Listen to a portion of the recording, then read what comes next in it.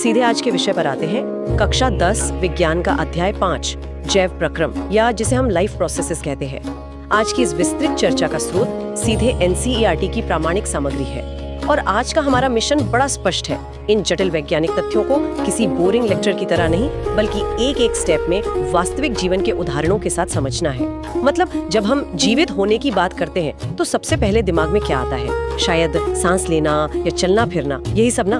लेकिन इस सामग्री को गहराई से देखने पर पता चलता है कि असली जादू तो उन अदृश्य स्तरों पर हो रहा है। बिल्कुल, और ये समझना बहुत जरूरी है कि जीवन की इस पूरी परिभाषा को अगर हम आणविक स्तर पर यानी मॉलिक्यूलर लेवल पर देखें तो तस्वीर एकदम बदल जाती है। बाहरी तौर पर कोई जीव बिल्कुल शांत लग सकता है, लेकिन उसके भीतर अणुओं की गतियां लगातार जारी रहती हैं। यही आणविक गतियां ही जीवन का असली आधार हैं। और आज हम रटने के बजाय क्यों और कैसे पर जोर देंगे। हाँ, क्योंकि अगर हम एक कुत्ते को दौड़ते हुए देखते हैं या कोई इंसान गहरी नींद में सो रहा है तो हम तुरंत मान लेते हैं कि वे जीवित हैं। लेकिन पौधों के मामले में मतलब सिर्फ उनका हरा रंग होना या धीरे धीरे बढ़ना ही तो सब कुछ नहीं है ना। उन अदृश्य आणविक गतियों का क्या, जो हमें दिखाई नहीं देती? ये एक बहुत ही महत्वपूर्ण सवाल खड़ा करता है, और यहीं पर विषाणु यानी वायरस एक बहुत बड़ा अपवाद बनकर सामने आते हैं। जब तक वायरस किसी जीवित कोशिका को संक्रमित नहीं करते, उनमें कोई आणविक गति नहीं होती। वे एक तरह से निर्जीवी पड़े रहते हैं। इसीलिए तो विज्ञान में हमेशा ये विवाद रहता है कि उन्हें सजीव माना जाए या निर्जीव। मतलब जब तक शरीर के अंदर अणु गतिशील नहीं है तब तक जीवन नहीं है। यहाँ स्रोत सामग्री में एक बहुत ही महत्वपूर्ण कीवर्ड सामने आता है, अनुरक्षण यानी मेंटेनेंस।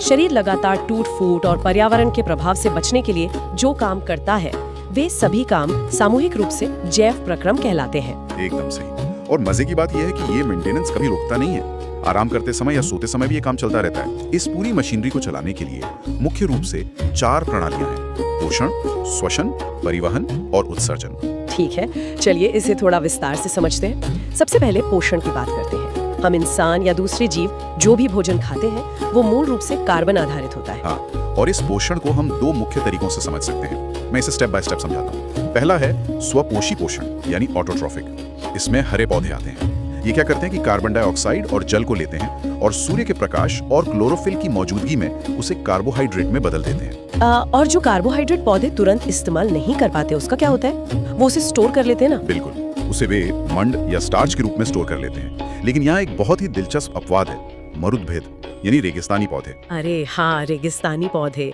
दिन में तो वहाँ बहुत गर्मी होती है। सही कहा। अगर वे दिन में कार्बन डाइऑक्साइड लेने के लिए अपने रंध्र यानी स्टोमेटा खोलेंगे तो उनका सारा पानी भाप बनकर उड़ जाएगा। इसलिए वे एक बहुत ही स्मार्ट ट्रिक अपनाते हैं। वे रात में अपने रंध्र खोलते हैं, कार्बन डाइऑक्साइड अंदर लेते हैं और एक मध्यवर्ती उत्पाद बना लेते हैं।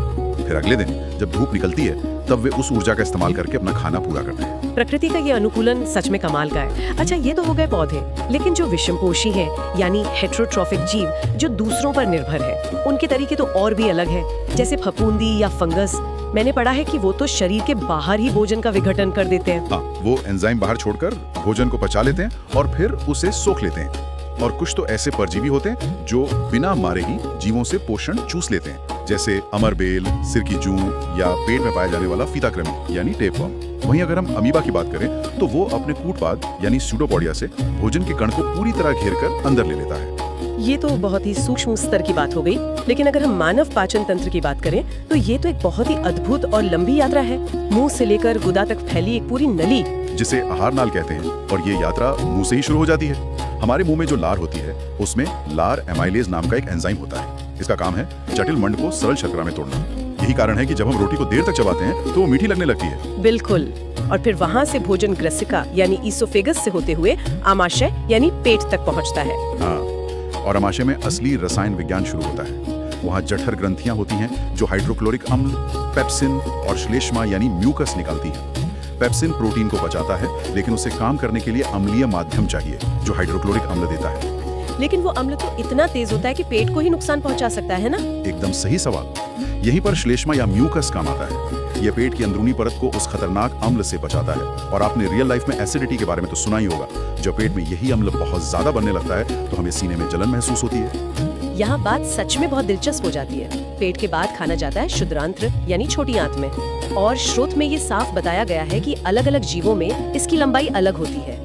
शाकाहारी जानवर जैसे गाय, उनकी क्षुद्रांत्र बहुत लंबी होती है क्योंकि उन्हें सेल्यूलोज पचाना होता है, जबकि बाघ जैसे मांसाहारी जीवों की छोटी होती है क्योंकि मांस पचाना आसान होता है। अगर हम इसे व्यापक परिप्रेक्ष्य से जोड़कर देखें तो छोटी आंत ही वो जगह है जहां सारा पाचन पूरा होता है। यहाँ यकृत यानी लिवर से पित्तरस आता है। अब वसा यानी फैट बड़ी बड़ी गोलिकाओं के रूप में होता है। पित्तरस क्या करता है कि उसे छोटी गोलिकाओं में तोड़ देता है। इसे एमल्सीकरण कहते हैं। इसे याद रखने की एक बहुत अच्छी ट्रिक है। साबुन वाली ट्रिक, सही कहा ना मैंने? बिल्कुल, जैसे साबुन कपड़ों पर लगे मैल या तेल को छोटे छोटे कणों में तोड़ देता है, ठीक वैसे ही पित्तरस वसा को तोड़ता है ताकि एंजाइम उस पर काम कर सके। तो खाना पच गया, पोषक तत्व सोख लिए गए, लेकिन इस सब का असल में क्या अर्थ है?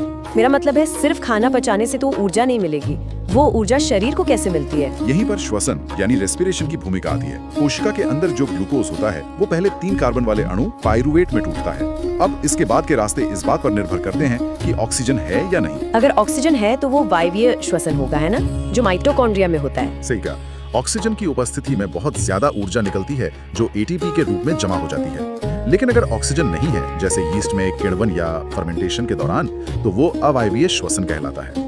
इसमें इथेनॉल और कार्बन डाइऑक्साइड बनते हैं। इसका एक बहुत ही आम जिंदगी वाला उदाहरण भी तो है।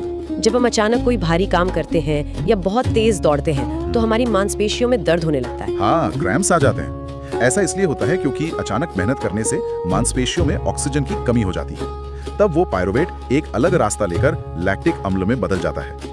इसी लैक्टिक अम्ल के जमा होने से मांसपेशियों में ऐंठन होती है। ये परीक्षा के नजरिए से भी एक बहुत ही जरूरी उदाहरण है। बिल्कुल। अब ऊर्जा तो बन गई, लेकिन शरीर के भीतर इन सारी चीजों को एक जगह से दूसरी जगह ले जाने की जरूरत होती है। छोटे एक कोशिकीय जीवों में तो साधारण विसरण या डिफ्यूजन से काम चल जाता है, लेकिन हम जैसे बड़े बहुकोशिकीय जीवों में ये पर्याप्त नहीं होता। इसीलिए हमारे पास एक पूरा डिलीवरी सिस्टम है, परिवहन तंत्र। मानव शरीर में हृदय एक पंप की तरह काम करता है। हमारे हृदय में 4 कोष्ठ होते हैं, 2 आलिन और 2 निलय। पक्षी और स्तनधारी जीवों को अपना शरीर का तापमान बनाए रखने के लिए बहुत ज्यादा ऊर्जा चाहिए होती है।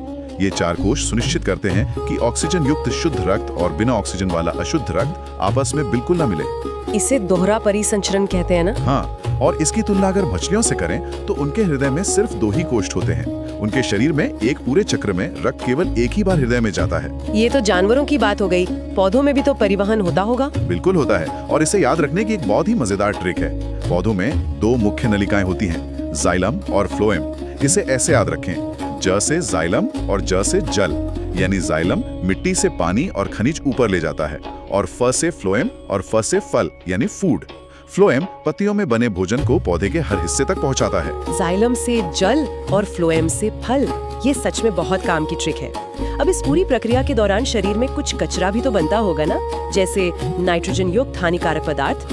उन्हें बाहर निकालना भी तो उतना ही जरूरी है। बहुत जरूरी है, और इस प्रक्रिया को उत्सर्जन या एक्सक्रीशन कहते हैं। इंसानों में ये काम मुख्य रूप से वृक्क यानी किडनी करते हैं। किडनी के अंदर बहुत सारी छोटी छोटी फिल्टर करने वाली इकाइयां होती हैं, जिन्हें वृक्काणु या नेफ्रॉन कहते हैं। यही खून में से यूरिया जैसे कचरे को अलग करते हैं। कई बार जब किडनी खराब हो जाती है तो कृत्रिम वृक्क, जिसे हम डायलिसिस कहते हैं, उसका इस्तेमाल किया जाता है। यहाँ जो बात सबसे आकर्षक है वो ये है कि पौधों का उत्सर्जन तंत्र हम इंसानों से बिल्कुल अलग है। वो किडनी या ऐसा कोई अंग इस्तेमाल नहीं करते। बिल्कुल, उनका तरीका एकदम अलग है।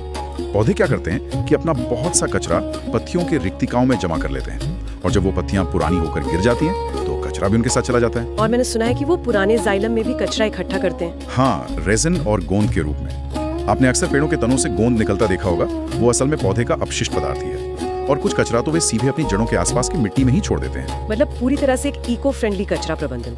इन सब पर बात करते हुए बहुत ही गहरा विचार मन में आता है। जरा सोचिए, जब हम कुछ भी नहीं कर रहे होते हैं, बिल्कुल शांत बैठे होते हैं, सो रहे होते हैं, तब भी हमारे शरीर के अंदर अणुओं का एक विशाल, जटिल और बेहद अनुशासित ब्रह्मांड लगातार काम कर रहा है। वो काम कर रहा है ताकि ये पूरी व्यवस्था टूट ना जाए। अगली बार जब भी कोई थकान महसूस करे और सोचे कि आज दिन भर तो कुछ नहीं किया, तो शायद उसे याद रखना चाहिए कि उसके शरीर के भीतर मौजूद ये जैव प्रक्रम की खामोश मशीनरी बिना एक सेकंड रुके जीवन को बनाए रखने की सबसे बड़ी जंग लड़ रही है।